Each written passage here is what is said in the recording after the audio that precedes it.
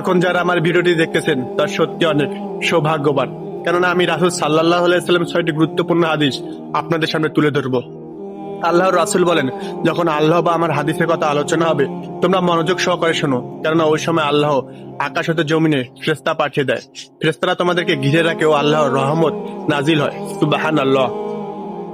আমরা মৃত্যুর পর সবাই আল্লাহর কাছে জান্নাত কামনা করি, অথচ আমরা দুনিয়ার বুকে এমন ভাবে চলাফেরা করি, আমাদের চলাফেরা, আমাদের কথাবার্তা, আমাদের পোশাক আশাক যা কিয়ামতের মাঠে জাহান্নামের কাতারে দাঁড় করে দিবে। জান্নাত যেন জুম্মার জিলাপি, যা চেলাম আমরা পেয়ে গেলাম। জুম্মার নামাজ পড়তে গেলে আমাদেরকে আগে গোসল করতে হয়, উত্তম পোশাক পরে নামাজ শেষ করে দোয়ার শেষে জিলাপি পেতে হয়, অর্থাৎ কষ্টের পরে আপনি সাফল্য পাবেন।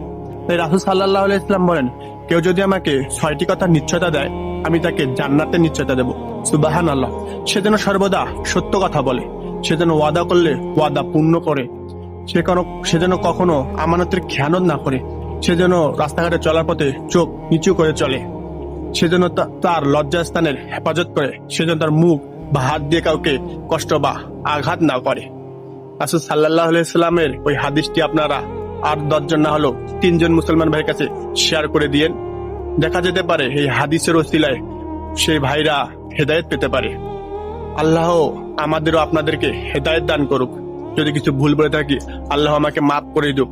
আপনাদেরও আমাকে ইসলামের সঠিক জ্ঞান দান করুক, ইসলামের পথে কবুল করুক।